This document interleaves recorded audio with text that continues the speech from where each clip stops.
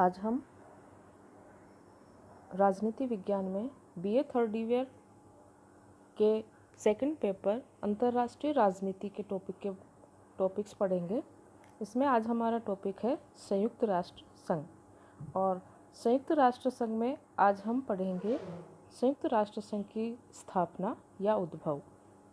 जैसा कि आप देख रहे हैं, ये संयुक्त राष्ट्र संघ का सिंबल या प्रतीक चिन्ह है, जो कि आपके ध्यान में होना चाहिए। आज हम संयुक्त राष्ट्र संघ की स्थापना या उद्भव के बारे में पढ़ेंगे, क्योंकि संयुक्त राष्ट्र संघ की स्थापना कई चरणों से होकर के गुजरी थी और अंततः संयुक्त राष्ट्र संघ का जन्म हुआ। संयुक्त राष्ट्र संघ की स्थापना ऐसे समय में हुई थी जब द्वितीय महायुद्ध अपने भीषणतम रूप में सारे विश्व को आतंकित कर रहा था। जर्मनी, इटली और जापान के धुरी राष्ट्रों की शामिल शक्ति का सामना करने में ब्रिटेन, अमेरिका और अन्य मित्र राष्ट्रों की सारी शक्ति लगी हुई थी। यह युद्ध केवल कुछ राष्ट्रों की प्रतिष्ठा के लिए ही लड़ा जा रहा था। धुरी राष्ट्रों की बढ़ी हुई सैनिक शक्ति वास्तव में प्रजातंत्र और मानवाधिकारों के लिए संकट का संकेत कर रही थी। इस युद्ध में यदि धुरी राष्ट्रों की विजय होती तो निश्चित ही समस्त विश्व पर उसका व्यापक प्रभाव पड़ता और संभव है स्वाधीनता और प्रजातंत्र के ऊंचे आदर्शों को भारी आघात पहुंचता। संयुक्त राज्य अमेरिका के सैन फ्रांसिस्को नगर में 1 जनवरी 1942 को ब्रिटेन, सोवियत संघ, चीन तथा अन्य 26 मित्र राष्ट्रों के प्रतिनिधियों का एक सम्मेलन हुआ, जिसमें यह निर्णय हुआ कि ये राष्ट्र सम्मिलित होकर धुरी राष्ट्रों का सामना करेंगे।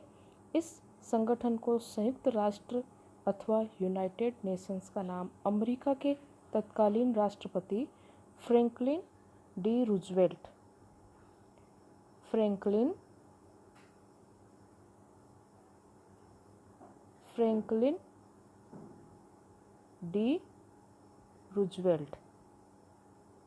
ने दिया था। 1 जून 1945 को आगे चलकर जब सैन फ्रांसिस्को में संयुक्त राष्ट्रों का सम्मेलन हुआ तो इसके सदस्यों की संख्या 50 हो चुकी थी। इस सम्मेलन में संयुक्त राष्ट्र के घोषणा पत्र, प्रस्तावना और अनुच्छेद 111 के साथ को अंतिम रूप दिया गया और संयुक्त राष्ट्र की औपचारिक स्थापना इसके अस्थायी मुख्यालय लेक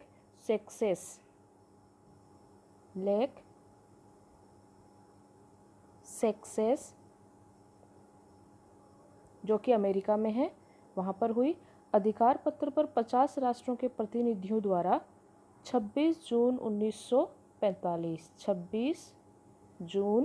1945 को हस्ताक्षर किए गए।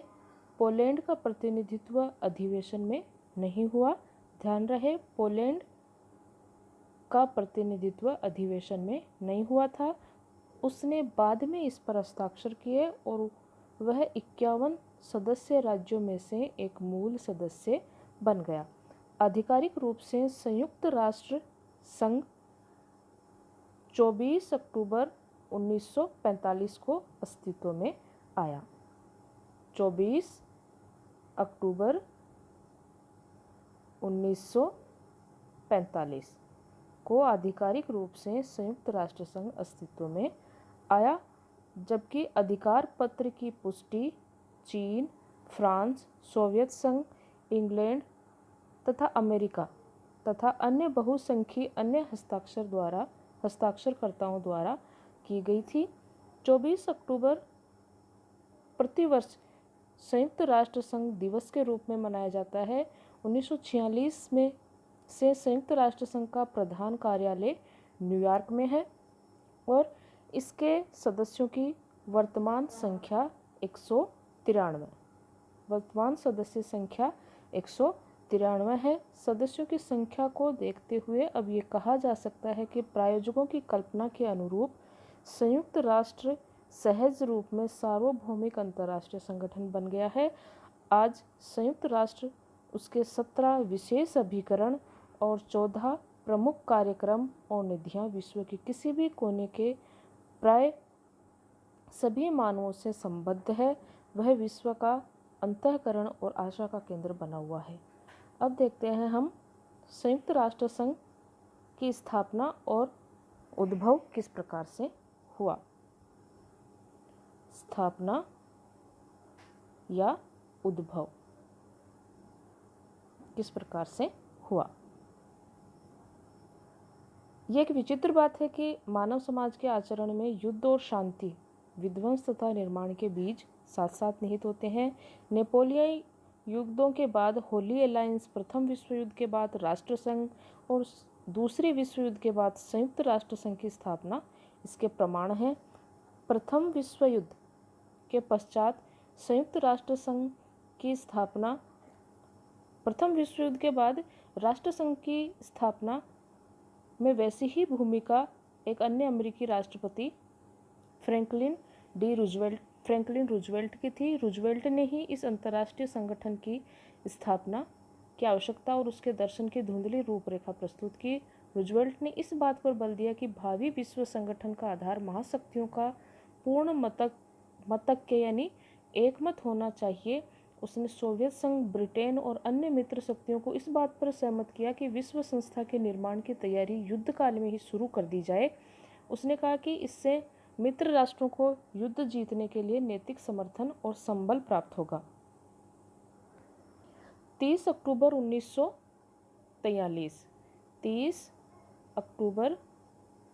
1943 को संयुक्त राज्य अमेरिका, इंग्लैंड और सोवियत संघ की सरकारों ने अपने अपने विदेश मंत्रियों के माध्यम से एक संयुक्त घोषणा की।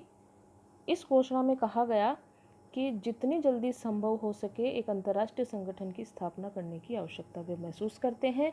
यह संगठन सभी शांति प्रिय राष्ट्रों की संप्रभुता पर आधारित होगा। ऐसे सभी छोटे बड़े राज्य इसके सदस्य बन सकेंगे। इसका उद्देश्य होगा अंतर्राष्ट्रीय शांति और सुरक्षा कायम करना। संयुक्त राष्ट्र संघ के निर्माण के संबंध में आगे विचार करने के लिए ईरान की राजधानी तेहरान में एक महत्वपूर्ण सम्मेलन हुआ। राष्ट्रपति रूजवेल्ट और मार्शल स्टालिन पहली बार आपस में मिले। सब राष्ट्रों के सहयोग से विश्व में शांति स्थापित करने की भावना को दोहराया गया। उनका विश्वास था कि संयुक्त राष्ट्र के निर्माण के बाद संसार का प्रत्येक व्यक्ति सुखी और स्वतंत्र जीवन यापन कर सकेगा। संयुक्त राष्ट्र संघ की रूपरेखा का निर्माण करने के लिए बड़े राष्ट्रों के प्रतिनिधियों का एक सम्मेलन 21 अगस्त 1944 को वाशिंगटन के डम्बार्टन ऑक्स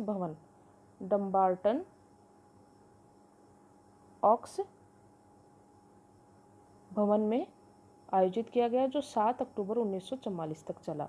इस सम्मेलन में स्वीकार कर लिया गया कि संयुक्त राष्ट्र का कार्य क्षेत्र केवल अंतर्राष्ट्रीय शांति और सुरक्षा बनाए रखने तक ही सीमित न रखा जाए, बल्कि उसका कार्य आर्थिक और सामाजिक प्रश्नों पर अंतर्राष्ट्रीय सहयोग को बढ़ावा देने के लिए भी होना चाहिए।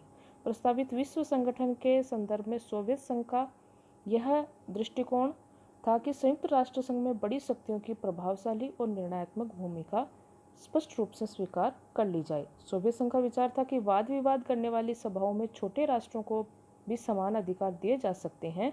उसने इस बात पर जोर दिया कि शांति और सुरक्षा के क्षेत्र में सभी महत्वपूर्ण निर्णयों के लिए बड़ी शक्तियों का एकमत होना जरूरी है। डम्बार्टन ऑक्स प्रस्तावों में एक ऐसे अंतर्राष्ट्रीय संगठन की कल्पना की गई जिसमें पुराने राष्ट्र संघ के बहुत से तत्व पाए जाते थे, पर साथ ही उसमें कुछ ऐसे विचारों का समावेश भी था जिनसे राष्ट्र संघ की त्रुटियों गलतियों से सबक लिया जा सके। यहाँ पर राष्ट्र संघ की अपेक्षा आर्थिक एवं सामाजिक सहयोग को अधिक बढ़ावा दिया गया था। इस सम्मेलन में संयुक्त राष्ट्र के प्रमुख अंगों महासभा, सुरक्षा परिषद, सचिवालय और अंतर्राष्ट्रीय न्यायालय के संबंध में निर्णय लिया गया। डम्बार्टन ऑक्स प्रस्तावों में महासभा और सुरक्षा परिषद की कार्यप्रणाली पर तो सहमति हो गई, परंतु सुरक्षा परिषद में मतदान प्रणाली के संबंध में सोवियत संघ और पश्चिमी शक्तियों के मध्य मतभेद बने रहे। संयुक्त राष्ट्र संघ के बारे में अनेक महत्वपूर्ण निर्णय सोवियत संघ के प्रदेश क्रीमिया के याल्टा नगर में लिए गए। स्टालिन, चर्चिल और रूजवेल्ट का एक शिखर सम्मेलन याल्टा में प्रारंभ हुआ। सुरक्षा परिषद की मतदान प्रणाली पर महत्वपूर्ण निर्णय याल्टा सम्मेलन में लिए गए। अमेरिका ने 5 मार्च 1945 को सोवियत संघ, ब्रिटेन और चीनी गणतंत्र की ओर से याल्टा सम्मेलन के निर्णय के अनुसार 51 अन्य राष्ट्रों को आमंत्रित किया। अमेरिका के सैन फ्रांसिस्को नगर में एक अधिकार पत्र यानी कि चार्टर को स्वीकार किया गया, जिसे संयुक्त राष्ट्र संघ का चार्टर कहा जाता है। चार्टर के अनुच्छेद 110 में यह कहा गया कि सोवियत संघ, फ्रांस, अमेरिका, चीन तथा शेष राज्यों के अधिकांश राज्यों की सरकारों द्वारा स्वीकृति प्रदान करने के उपरांत चार्टर लागू माना जाएगा। 24 अक्टूबर 1945 को ये शर्त संपन्न हो गई और इसी तिथि को संयुक्त राष्ट्र संघ का प्रादुर्भाव होता है। इसे अगले वीडियो में हम देखेंगे संयुक्त राष्ट्र संघ के उद्देश्य और सिद्धांत।